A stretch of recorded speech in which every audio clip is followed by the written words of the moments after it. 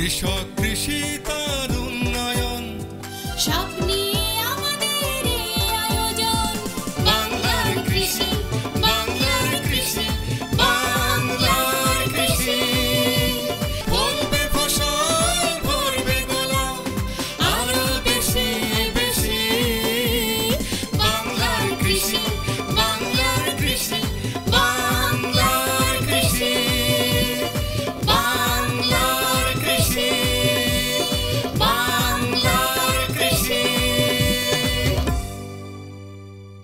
সুপ্রিয় দর্শক, বাংলার কৃষি অনুষ্ঠান থেকে শুভেচ্ছা জানাচ্ছি। কৃষি তথ্য, প্রযুক্তি ও পরামর্শ নিয়ে আমাদের প্রতিদিনের কৃষিভিত্তিক এই আয়োজন বাংলার কৃষি। কৃষক ভাইয়েরা, আমাদের আজকের অনুষ্ঠানে দেখবেন মাঠ ফসলের করণীয় সম্পর্কে একটি মাঠ প্রতিবেদন এবং সেই সঙ্গে থাকছে কৃষিভিত্তিক নানা রকম তথ্য ও পরামর্শ। অনুষ্ঠানের শেষাংশে থাকছে প্রাণী সম্পদ বিষয়ক প্রতিবেদন। শুরুতেই মাঠ প্রতিবেদন।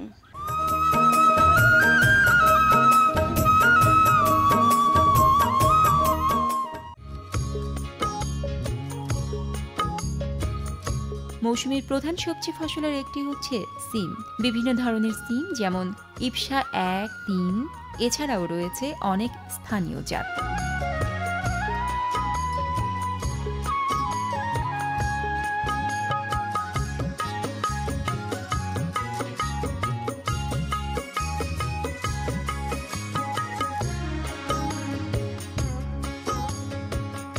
ইতোমধ্যে নলডগা নামে সিমের আরও একটি স্থানীয় জাত বেশ জনপ্রিয়তা লাভ করেছে। নলডগা সিম দেশে বিদেশে জনপ্রিয় হওয়ার কিছু কারণ রয়েছে। দেখতে খুবই সুন্দর, অন্য সিমের চেয়ে একটু আলাদা।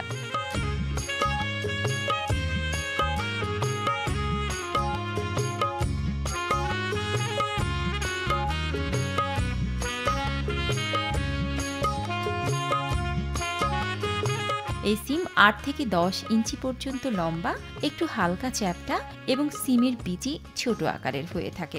গাছ রোপণ থেকে শুরু করে মাত্র 55 থেকে 60 দিনের মধ্যে ফলন আসে। প্রচুর ফুল হয়। অন্য সিমের তুলনায় এই সিমের কাণ্ড একটু শক্ত, এজন্য লাল গোলাপি ফুলগুলো সদৃশ্য থাকে, ঝরে পড়ে না, ফলনও ভালো হয়।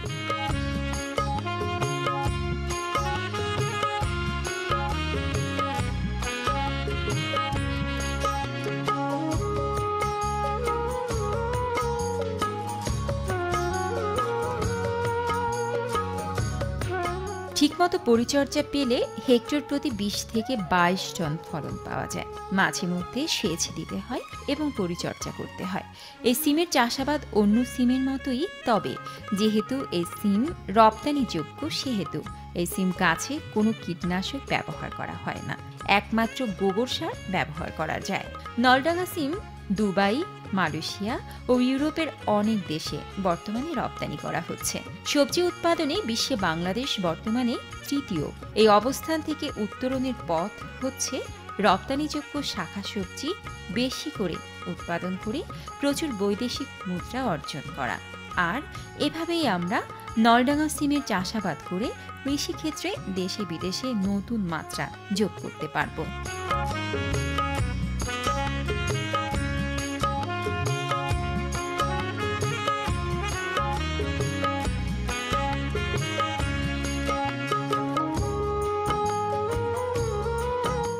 জমি থেকে শসার পরে আমরা সিমটা লাগাইছি। এই সিম আমি এখন 30-40 হাজার টাকা অলরেডি বিক্রি করে ফেলাইছি। আর এই সিমটা আপনার বাইরে রপ্তানি হয়, পাইকারি এই জায়গা থেকে নেওয়া যায়। আমরা কাজের লোক নিয়ে আমি নিজের সাথে থেকে এটা উঠাই, সিমটা উঠাই আমি সিমটা এই জায়গা থেকে পাইকারে দিয়ে দিই। পাইকার আমার দেয় আপনার 40 টাকা কেজি দেয়। গতবার আমি 7% জমিন করছিলাম এই জায়গায়। 7% জমিন থেকে আমি 40 হাজার টাকা বিক্রি করছি। এবার আশা করি ইনশাল্লাহ আমি এই জায়গা থেকে 80 হাজার টাকা বিক্রি করতে পারবো। আর এই শীতের দিন আসলে আমার কিছুদিন আগে একটু ওষুধ ব্যবহার করছিলাম, কৃষি থেকে ডাক্তার আসছিল।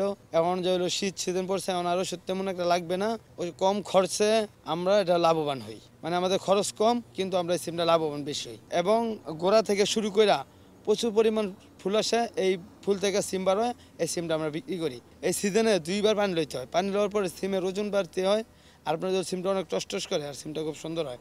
আর পুরোটা টালের পাতা ভাঙতে হয়, পাতা ভাঙার পর আপনার এই সিমটা সোজা হয়, এই সিমটা বেঁকা হয় না, তাহলে সিম সুন্দর দেখা যায়।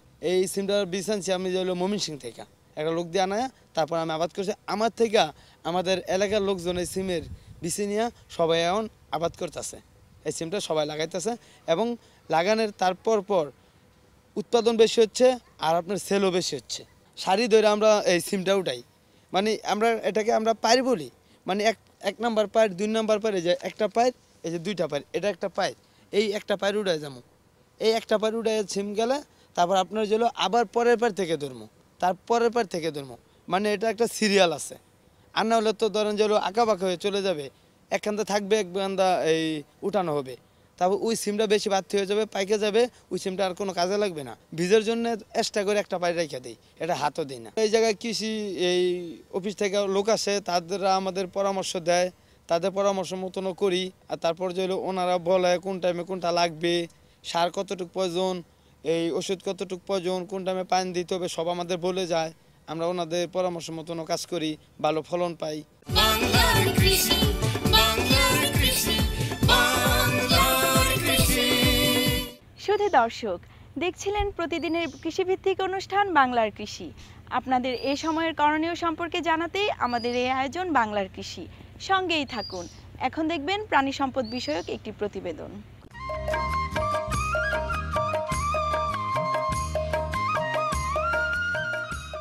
বাংলাদেশের অর্থনীতিতে গবাদি পশুর গুরুত্ব অপরিসীম। দেশের প্রায় 20% মানুষের জীবন জীবিকা প্রাণী সম্পদের সাথে সম্পৃক্ত। রপ্তানি আয় হিসেবে অর্জিত বৈদেশিক মুদ্রার শতকরা প্রায় 1.38% আসে এ খাত থেকে। এদেশের দরিদ্র প্রান্তিক কৃষকের জীবন জীবিকা নিবিড়ভাবে গবাদি পশুর সাথে সম্পৃক্ত। তবে বেশিরভাগ ক্ষেত্রেই দেশি গরুর কম মাংস ও দুধ উৎপাদনক্ষম জাত পালন করা হয়ে থাকে বিধায় কৃষক খুব একটা লাভবান হতে পারেন না। সরকারের জাতীয় প্রাণী সম্পদ উন্নয়ন নীতিমালা 2007-এ দেশে মাংস উৎপাদন বৃদ্ধির মাধ্যমে প্রাণীজ আমিষের চাহিদা পূরণের প্রতিশ্রুতি ব্যক্ত করা হয়েছে। সেজন্য গবাদি পশুর জাত উন্নয়ন করা জরুরি।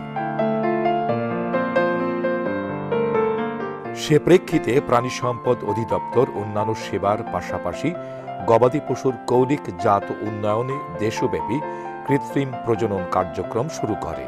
পর্যায়ক্রমে দেশে বর্তমানে 3600টি কৃত্রিম প্রজনন উপকেন্দ্র বা পয়েন্ট স্থাপন করা হয়েছে এবং কার্যক্রমের পরিধি দিন দিন বৃদ্ধি পাচ্ছে।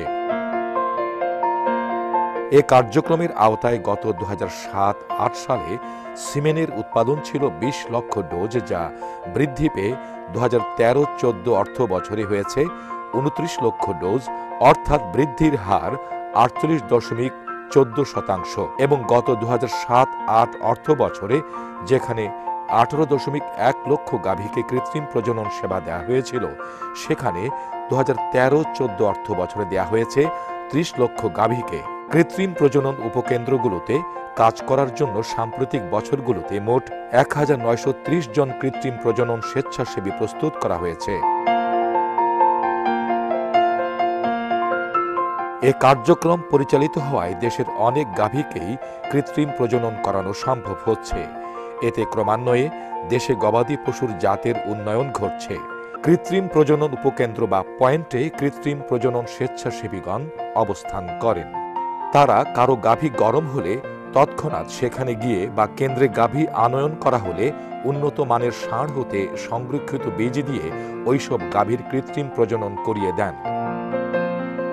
প্রথমে শঙ্কর জাতের গাভী দিয়ে শুরু করছি, তারপর কৃত্রিম প্রজনন করে এগুলো হাইব্রিড ফ্রিজিয়ান নামে যেটা পরিচিত সেগুলো করছি। এখন আমার মোট গাভী হচ্ছে 13টি, সব মিলে 25টি আছে বাছুর সহ। প্রত্যেকটি গাভী এখন 30 থেকে 40 লিটারের মধ্যে দুধ দেয় দৈনিক। এখন এই গড়ে 280 থেকে 90 লিটার দুধ উৎপাদন হয় দৈনিক। সাভারস্থ সিমেন্ট উৎপাদন ও সংরক্ষণ কেন্দ্র থেকে তাদেরকে এ সিমেন্ট সরবরাহ করা হয়ে থাকে। স্বেচ্ছাসেবীগণ ওই সিমেন্ট বিশেষ ব্যবস্থাপনায় পরিবহন ও সংরক্ষণ করে সময় মতো ব্যবহার করে থাকেন। গবাদির কৃত্রিম প্রজননের প্রতি জনসচেতনতাও বৃদ্ধি পেয়েছে। দেশের সর্বত্রই এখন যত্রতত্র দোআঁশলা জাতের গাভী ও ষাঁড় দেখা যায়। এভাবে বর্তমানে দেশে কৃত্রিম প্রজনন কার্যক্রমের কভারেজ শতকরা 42%। এ কাজের সফল বাস্তবায়নের সাথে যুক্ত আছে দরিদ্র কৃষকের হাসি কান্না। আসুন আমরা নিজ নিজ অবস্থানে থেকে গবাদি পশুর কৃত্রিম প্রজনন ও জাত উন্নয়নে অবদান রাখি। ডিজিটাল বাংলাদেশ গড়ার প্রত্যয়ে প্রতিষ্ঠা করি এ healthy and productive cow A family. বাংলার কৃষি, বাংলার কৃষি, বাংলার কৃষি।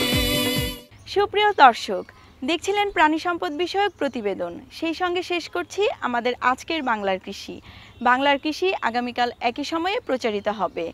কৃষক ভাইরা, আমাদের এই অনুষ্ঠান সম্পর্কে আপনাদের মতামত এবং পরামর্শ আমাদের লিখে জানাতে পারেন। আমাদের লিখবার ঠিকানা প্রযোজক বাংলার কৃষি, কক্ষ নম্বর 222, বাংলাদেশ টেলিভিশন, টেলিভিশন ভবন, রামপুরা, ঢাকা। আমাদের email address banglarkrishi@ais.gov.bt। Facebook ID বাংলার কৃষি। আপনারা ইচ্ছা করলে ইউটিউবে বাংলার কৃষি অনুষ্ঠানটি দেখতে পারেন। কৃষক ভাইরা, আপনারা সবাই ভালো থাকুন, সুস্থ থাকুন, সেই প্রত্যাশায় শেষ করছি আমাদের আজকের বাংলার কৃষি। আল্লাহ হাফেজ। কৃষক কৃষি